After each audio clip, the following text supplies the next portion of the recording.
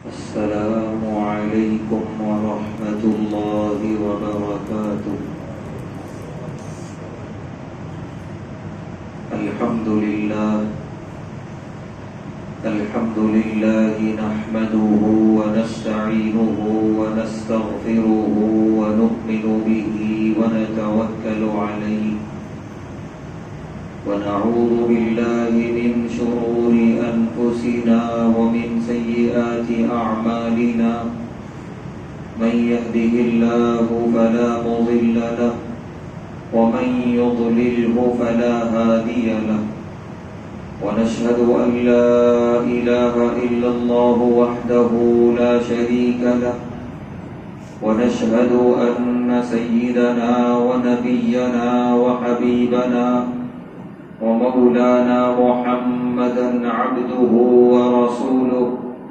أما بعد، قال الله تبارك وتعالى في القرآن الكريم: أعوذ بالله من الشيطان الرجيم. بسم الله الرحمن الرحيم. إنما يوفى الصابرون أجرهم بغير حساب. صدق الله العظيم. ہر طرح کی تعریف اور حمد و ثنا اللہ بزرگ و برتر کے لائق ہے، جس کا کوئی شریک نہیں، جس کا کوئی ساجی اور ہمسر نہیں، جو ہمیشہ سے ہے اور ہمیشہ رہے گا۔ بے شمار درود و سلام نازل ہوں اللہ کے آخری پیغمبر جناب محمد الرسول اللہ صلی اللہ علیہ وسلم پر اور آپ کے تمام صحابہ اور اہل بیت پر۔ محترم حضرات، گزشتہ جمعہ گفتگو ہوئی لالچ اور حرص کے تعلق سے۔ آئیے آج گفتگو کرتے ہیں اس کے بالمقابل ایک ایسی صفت کے بارے میں کہ جو اللہ کے نزدیک بہت پسندیدہ ہے، جس کا ثواب اللہ تعالیٰ نے بہت رکھا ہے اور جو انسانی زندگی میں بڑی اہم ترین ضرورت ہے۔ اس صفت کا نام ہے صبر۔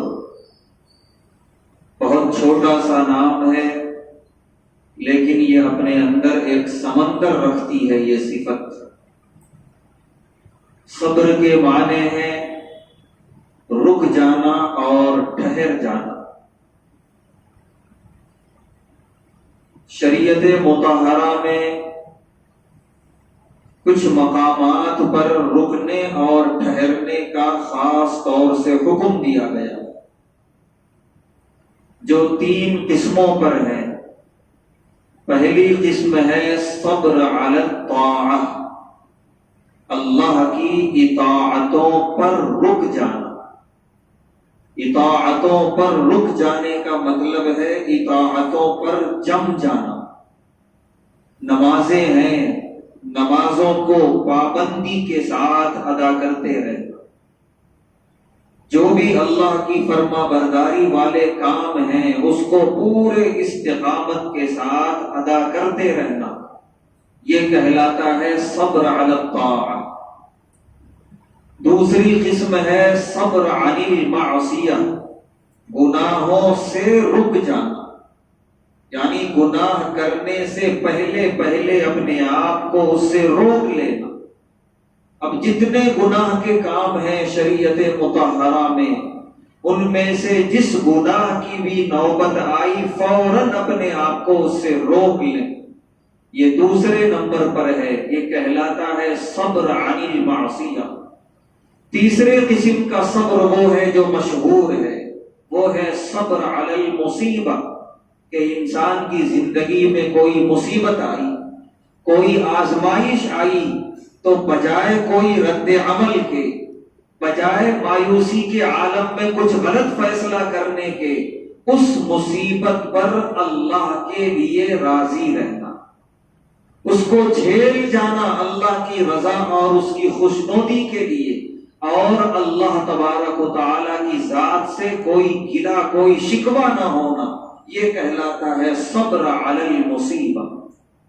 ایک چوتھی قسم بھی علماء نے لکھی ہے قرآنی آیات کی روشنی میں، وہ ہے غصے کے وقت اپنے آپ پہ قابو رکھنا، غصے کا بدلہ لینے میں، انتقام لینے سے اپنے آپ کو اور اپنے نفس کو روکنا۔ اس کا بھی اللہ نے سورہ شورى میں ذکر فرمایا، وَلَمَنْ صَبَرَ وَغَفَرَ فَإِنَّ ذَلِكَ مِنْ عَزْمِ الْأُمُورِ، کہ ایسے وقت میں جس نے صبر کا مظاہرہ کیا، بدلہ نہیں لیا، انتقام نہیں لیا اور معاف کر دیا، وغفر نظر انداز کر دیا، فَإِنَّ ذَلِكَ مِنْ عَزْمِ الْأُمُورِ، اللہ فرما رہے ہیں یہ بڑے عزم والے کاموں میں سے ہے، یہ بڑے دل گردے والے کاموں میں سے ہے کہ آدمی کو کسی سے تکلیف ہوئی، چاہے کسی بھی طریقے کی ہو، اور ایک وقت آیا کہ وہ اس سے بدلہ لینے پہ مکمل طور پہ قادر ہو گیا، یہ مضبوط ہے اور وہ کمزور ہے، لیکن اس کے باوجود اس نے اللہ کی رضا کے لیے نظر انداز کر دیا، معاف کر دیا۔ اللہ فرما رہے ہیں کہ یہ صفت ایسے موقع پہ صبر کرنا یہ بڑے مضبوط ارادوں والوں کا کام ہے۔ تو اس آیت کو سامنے رکھ کر چوتھی قسم علماء نے بیان کی کہ انتقام لینے کے وقت اور غصے کا مظاہرہ کرنے کا جب وقت آیا تو اپنے آپ کو روک لینا اس سے اور معاف کر دینا، نظر انداز کر دینا، یہ بھی صبر ہے، اور صبر میں بڑا محبوب صبر ہے اللہ کے نزدیک۔ تو یہ صبر کی تعریف ہوئی، ہم اپنی زندگی میں خوب اسے تلاش کریں، بلکہ تلاش کرنے کی ضرورت ہی نہیں ہے، صبح سے لے کر شام تک ہر وقت کبھی نہ کبھی کسی نہ کسی قسم کے صبر کا سامنا ہوتا ہے۔ نماز کے لیے اذان ہوئی، صبر علی الطاعہ کا امتحان ہے کہ ہم نماز کے لیے جاتے ہیں یا نہیں جاتے ہیں۔ اگر نماز کے لیے جا رہے ہیں تو ہم اللہ کی اطاعت پر صبر کرنے والوں میں سے۔ کبھی وقت آ گیا کوئی گناہ کا، کسی نے کوئی گناہ کی دعوت دی، کسی بھی طرح کا گناہ، نافرمانی، اس موقع پر امتحان ہے ہمارے صبر علی المعصیت کا کہ ہم اس سے اپنے آپ کو روکتے ہیں یا نہیں روکتے۔ اگر ہم نے روک لیا اپنی نفسانی خواہشات کو تو ہم گناہوں سے رکنے والے صابرین میں سے ہیں۔ ہماری زندگی میں کوئی پریشانی آ گئی، کوئی مصیبت آ گئی، کسی کی موت کی شکل میں، کسی کی بیماری کی شکل میں، بڑے کاروبار کے خسارے اور نقصان کی شکل میں، جس شکل میں بھی مصیبت آئی، ایسے وقت میں امتحان ہے ہمارے صبر علی المصیبہ کا کہ ایسے وقت میں ہم مصیبت پر صبر کرتے ہیں یا مایوسی کی حالت میں کچھ فیصلے کرتے ہیں یا اندر سے اللہ تبارک و تعالیٰ سے گلے اور شکوے کرتے ہیں۔ اگر یہ کام کر رہے ہیں تو ہم صابرین میں سے نہیں ہیں، اور ہم اسے چھیڑ گئے اللہ کی رضا کے لیے اور اس امید پر کہ اللہ اس سے زیادہ عطا کرے گا، ہم نے اپنی مہم کو جاری رکھا، انشاءاللہ اللہ اس سے زیادہ بھی عطا کریں گے اور مصیبتوں پر صبر کرنے والوں میں ہمارا نام درج کیا جائے گا۔ اور کبھی وقت آیا غصے کا، چاہے غصہ ہمارا گھر کے اندر ہو آل و اولاد پر، یا غصہ ہمارا گھر کے باہر ہو دوست و احباب پر یا کسی دشمن پر، اس موقع پر ہم کیا کرتے ہیں؟ غصے میں ہم گالی گلوچ پر اتر آتے ہیں، غصے میں ہم کچھ اس طرح کی غیر انسانی حرکتوں پر اتر آتے ہیں، تو پھر ہم بے صبروں میں سے ہیں۔ لیکن ہم نے اس موقع پر زبان کو بند رکھا، صبر کا گھونٹ پی لیا اللہ کی رضا کے لیے، تو پھر ہمارا شمار مصیبتوں غصے کے وقت میں صبر کرنے والوں میں شمار کیا جائے گا۔ تو یہ چاروں اقسام ہیں، ان چاروں قسم کے مجموعے کا نام ہے صبر، اور یہ چاروں قسم میں سے کوئی نہ کوئی قسم ہمیشہ ہمارے سامنے درپیش ہوتی ہے اور ہمارے صبر کا امتحان لیتی ہے۔ صبر کی فضیلتیں قرآن کریم میں اللہ تبارک و تعالی نے فرمایا، پہلی فضیلت تو یہی جو آیت پڑھی گئی، وَلَمَنْ صَبَرَ وَغَفَرَ فَإِنَّ ذَلِكَ مِنْ عَزْمِ الْأُمُورِ، کہ صبر کرنا یہ کمزور لوگوں کی بس کی بات نہیں ہے، صبر وہ کرتے ہیں جو اندر سے مضبوط ہوتے ہیں۔ تو مضبوط اور قوت ارادی والے انسان کا کام ہے صبر کرنا، تو جو صبر کرتا ہے وہ اندر سے بلا کا مضبوط ہوتا ہے۔ صبر یہ بزدلی نہیں ہے، اگر بزدلی ہوتی تو انبیاء صبر نہیں کرتے، اگر بزدلی ہوتی نعوذ باللہ تو پیارے حبیب علیہ الصلوۃ والسلام صبر کا پہاڑ نمونہ بن کر پیش نہ کرتے. اگر صبر بزدلی ہوتی تو اللہ کبھی وعدہ نہ کرتے کہ میری مدد صبر کرنے والوں کے ساتھ ہے. صبر یہ قوت فولادی کا نام ہے کہ آدمی جب صبر کرتا ہے اور صبر کرتے کرتے صبر کا عادی ہو جاتا ہے، وہ صابر بن جاتا ہے تو ایک فولادی شخصیت بن جاتا ہے. اتنا مضبوط ہو جاتا ہے وہ صبر کرنے والا کہ اب سازش کرنے والوں کی سازشیں اسے ہلا نہیں سکتی. اتنا مضبوط پہاڑ کی طرح. اب کوئی اس کے غیبتیں کرنے والا کتنی بھی غیبت کرے، اس کی شخصیت متاثر نہیں ہوتی. یہ بڑا معمولی لیتا ہے ان چیزوں کو اور اپنے کام میں سرگرم رہتا ہے، اونچے سے اونچا جاتا ہے، مضبوط سے مضبوط ہوتا چلا جاتا ہے. لیکن جو بے صبرے ہوتے ہیں، ذرا سا کسی نے کچھ سازش کی، اب اس سے دشمنی شروع، اب اس کے خلاف سازشیں شروع.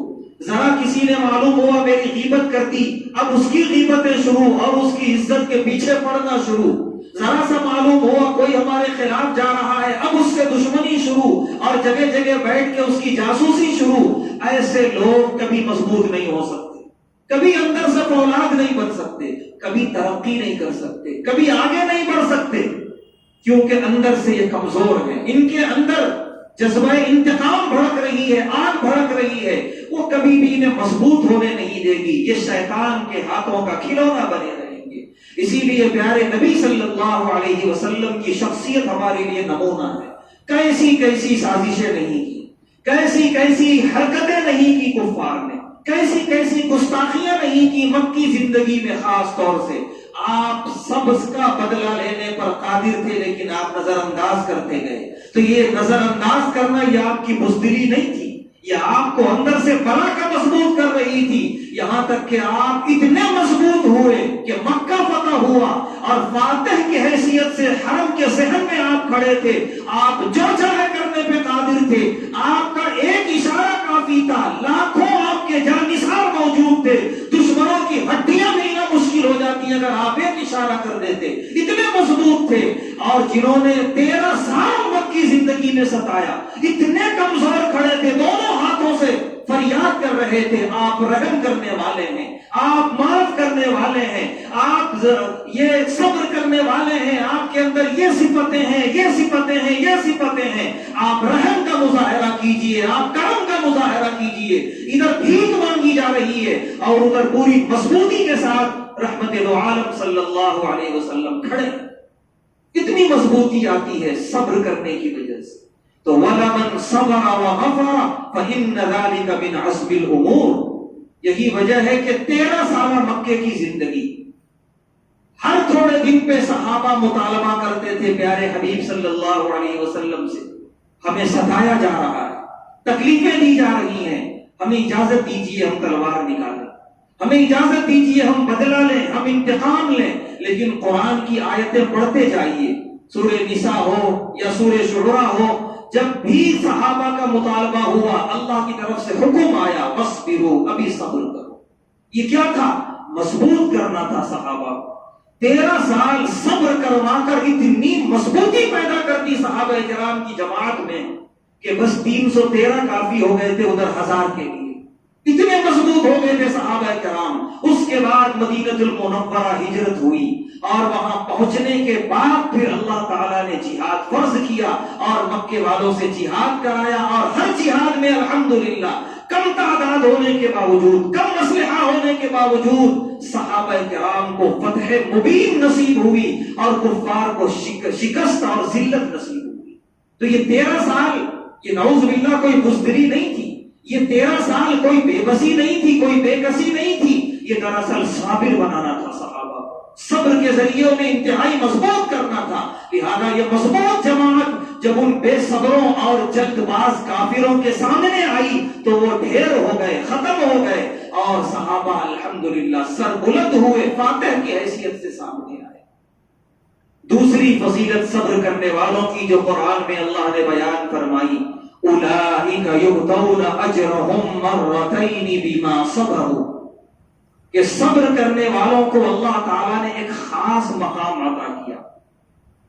وہ یہ ہے کہ صبر کرنے والے جو بھی نیک عمل کریں گے صبر کے علاوہ جو بھی نیک عمل کریں گے ہر عمل کا انہیں دوگنا ثواب دیا جائے گا. یؤتون اجرہم مرتین، ڈبل ثواب دیا جائے گا. ایک بے صبر آدمی نماز پڑھ رہا ہے، اس کو نماز پڑھنے کا بے شک ثواب ملے گا، لیکن ایک صابر شخص نماز پڑھ رہا ہے اسے ایک نماز کے بدلے 2 نماز کا ثواب عطا کیا جائے گا. وجہ کیا ہے؟ اس کے اندر صبر کی کیفیت ہے، صبر کی صفت ہے. ایک آدمی جس کے اندر صبر نہیں ہے وہ روزہ رکھ رہا ہے، ایک روزے کا ثواب ایک روزے کا ہی دیا جائے گا، لیکن ایک صابر شخص ایک روزہ رکھے گا کم سے کم 2 روزوں کا ثواب دیا جائے گا. یہ خاص مقام اللہ نے عطا کیا ہے صابرین کو. اس کے علاوہ اس تیسری فضیلت صبر کرنے والوں کی، انما یوفی الصابرون اجرہم بغیر حساب، کہ صبر کرنے والوں کے صبر کا جو اجر ہے، صبر کے علاوہ کا جو اجر ہے بتا دیا، 2 گنا ثواب دیا جائے گا. پھر صبر کا کتنا ثواب ہے؟ فرمانے بغیر حساب، بغیر حساب و کتاب کے صبر کا ثواب دیا جائے گا. یہ بڑی بڑی فضیلتیں قرآن کریم میں اللہ تبارک و تعالی بیان کر رہے ہیں صرف ان لوگوں کے لیے جن کے مزاج میں صبر ہے. اس لیے صبر کی صفت یہ بڑی محبوب، بڑی پسندیدہ اور آدمی کو بڑا مضبوط اور بہت عالیشان بنانے والی صفت ہے. جس کے اندر صبر کی صفت پیدا ہو گئی اس کو بڑا خیر کثیر نصیب ہو گیا اس دنیا کے اندر اور آخرت کے اندر بھی. اور جو بے صبر ہے وہ بہت ساری فضیلتوں سے محروم ہو گئے. اسی لیے ان تمام آیتوں کو سامنے رکھ کر علماء نے ایک مثال دی ہے، جدید دور کے علماء نے، کہ صبر کی مثال ایسی ہے جیسے چلتی ہوئی گاڑی میں بریک کی مثال ہے. کہ ایک بریک والی گاڑی ہو، چاہے اس کی رفتار کتنی بھی تیز ہو، وقت پڑنے پر وہ قابو میں کر لے گا اس کا چلانے والا، اور بہت سکون اور اطمینان کے ساتھ وہ اپنی منزل تک پہنچے گا. لیکن کوئی گاڑی بغیر بریک کے جا رہی ہو، کب اور کس مقام پہ حادثے کا شکار ہو جائے اس کی کوئی ضمانت نہیں لے سکتا. گاڑی حادثے کا شکار ہوگی، گاڑی پر بیٹھا ہوا شخص حادثے کا شکار ہوگا. بالکل اسی طریقے سے جس شخص کے مزاج میں صبر ہے وہ زندگی میں کسی حادثے کا شکار نہیں ہوگا. وہ کوئی غلط فیصلے نہیں لے گا کہ جس کی وجہ سے اس کو مصیبتیں آئیں، پریشانیاں آئیں، بلکہ صبر کرنے والا بہت سوچ سمجھ کر بڑے اطمینان کے ساتھ فیصلہ لے گا، چاہے وہ جس معاملے میں بھی ہو. اور نتیجہ یہ ہوگا کہ وہ ہر طرح کے حادثات سے، مصیبتوں سے محفوظ رہے گا، بہت آسانی سے اپنی منزل کی طرف وہ رواں دواں رہے گا. لیکن جس مزاج کے اندر عجلت ہے، جس مزاج کے اندر بے صبرا پن ہے، وہ جلد بازی میں فیصلے لیتا ہے، رد عمل کا اظہار کرتا ہے، نتیجہ یہ ہوتا ہے ہر کچھ دن میں وہ کسی نہ کسی مصیبت کا شکار ہوتا ہے. اپنے کیے ہوئے کسی نہ کسی فیصلے کی وہ مصیبتوں میں گھرا ہوا نظر آتا ہے. وجہ یہ ہے کہ اس نے بے صبری کی وجہ سے غلط فیصلے لیے، جلد بازی کی وجہ سے غلط فیصلے لیے. تو اس لیے ایک انسان کی زندگی میں صبر کتنی اہمیت رکھتا ہے، اسی وجہ سے اللہ تبارک و تعالیٰ نے ایک نہیں کئی آیات قرآن کریم میں صبر کے بارے میں نازل فرمائی. اور سب سے بڑی خوشخبری اللہ نے جو دی، ان اللہ مع الصابرین، کہ بے شک اللہ صبر کرنے والوں کے ساتھ ہیں. بے صبروں کے ساتھ شیطان ہوتا ہے، عجلت پسندی، رد عمل کا اظہار، جتنا جلدی ہو سکے فوراً ریئیکشن، نتیجہ یہ ہوتا ہے کہ یہ فیصلے شیطان کرواتا ہے. لیکن سنجیدگی کے ساتھ، غور و فکر کے ساتھ جو فیصلہ ہوتا ہے وہ بڑا پسندیدہ ہوتا ہے. پیارے نبی صلی اللہ علیہ وسلم کی خدمت میں ایک قبیلے کے سردار تشریف لائے. وہ اس طرح سے تشریف لائے کہ پہلے انہوں نے اپنی سواری کو باندھا، پھر اپنا خیمہ لگایا، پھر انہوں نے غسل کیا اور اچھے کپڑے پہنے اور خوشبو لگائی، اور اس کے بعد بڑے ادب کے ساتھ پیارے نبی صلی اللہ علیہ وسلم کی خدمت میں حاضر ہوئے. آپ مسکرا رہے تھے، حالانکہ ملاقات پہلی ہے یہ. پھر یہ چہرے انور پہ مسکراہٹ. انہوں نے سوال کیا دوران گفتگو کہ میرے آنے پر آپ نے خوشی کا اس طرح اظہار فرمایا کہ آپ کے چہرے انور پہ مسکراہٹ تھی. پیارے نبی صلی اللہ علیہ وسلم نے فرمایا تم نے جس صبر کا مظاہرہ کیا مجھ سے ملنے کے لیے، عرش پر بیٹھے ہوئے اللہ کو پسند آیا. وہ جلد بازی اور بہت زیادہ عجلت پسندی یہ پسند نہیں ہے۔ اسی لیے علماء نے لکھا ہے مدینہ طیبہ میں حاضری ہو، پہلے آرام سے غسل کیا جائے، اچھے لباس پہنے جائیں، خوشبو سے معطر ہوا جائے، پھر ادب کے ساتھ پیارے حبیب صلی اللہ علیہ وسلم کے روضے پہ حاضری دی جائے۔ جلد بازی اچھی چیز نہیں ہے، دوڑتے بھاگتے آتے ہیں، ایک دوسرے کو دھکے دیتے ہیں، اور جلد بازی میں نہ جانے کہاں بے ادبی ہو رہی ہوتی ہے، کوئی خیال نہیں ہوتا، اور روزے پہ حاضر ہو کے نکل جاتے ہیں۔ کسے معلوم یہ ناپسند آ گیا ہو یہ عمل اللہ تبارک و تعالی، اور ہمارے سارے اعمال تباہ ہونے کے لیے کافی ہے اگر پیارے نبی صلی اللہ علیہ وسلم کے در پہ جلد بازی میں کوئی بے ادبی ہو گئی۔ تو اسی لیے ادب اور صبر یہ پیارے نبی صلی اللہ علیہ وسلم کا محبوب اور اللہ تبارک و تعالیٰ کی بھی محبوب ترین صفت ہے۔ آج کے اس دور میں خاص طور سے صبر کی بے انتہا ضرورت ہے، چاہے وہ گھریلو ازدواجی زندگی ہو، چاہے وہ تجارتی اور کاروباری زندگی ہو، ہر ایک میں صبر کا تقاضا بے حد ضروری ہے۔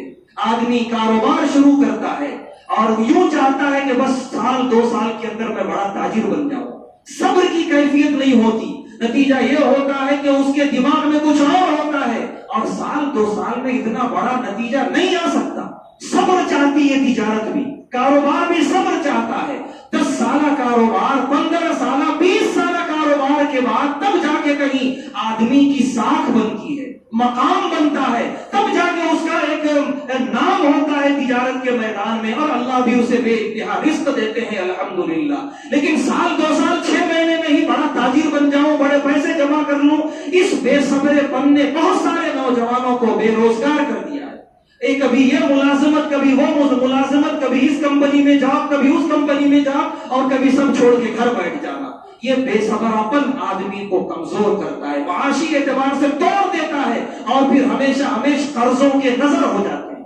گھریلو زندگی ہے، شوہر و بیوی کی زندگی ہے، صبر چاہتی ہے یہ زندگی۔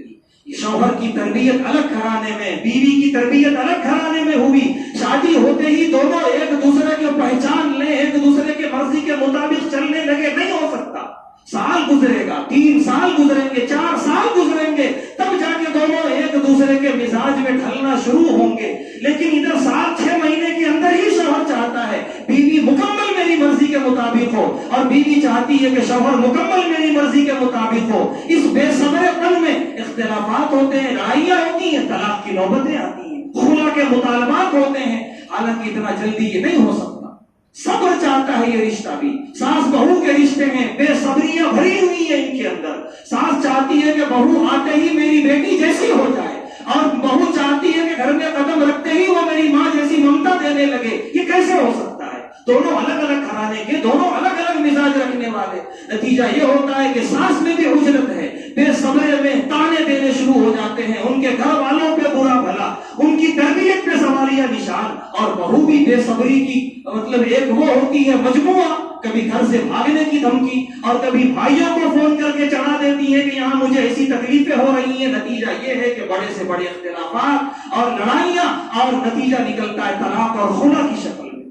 اگر صبر کا مظاہرہ ہو بہوؤں کے اندر، ساس کے اندر، گھر کے بڑوں کے اندر، اسی طرح صبر کا مظاہرہ ہو تجارت کے میدان میں، کاروبار کے میدان میں، تو آدمی آہستہ آہستہ بڑا مضبوط ہوتا ہے، یہاں تک کہ ایک وقت آتا ہے کہ سب کچھ سلجھ جاتا ہے صبر کی برکت سے، اور صبر کی برکت سے بڑی محبتیں بھی آ جاتی ہیں معاشرے کے اندر۔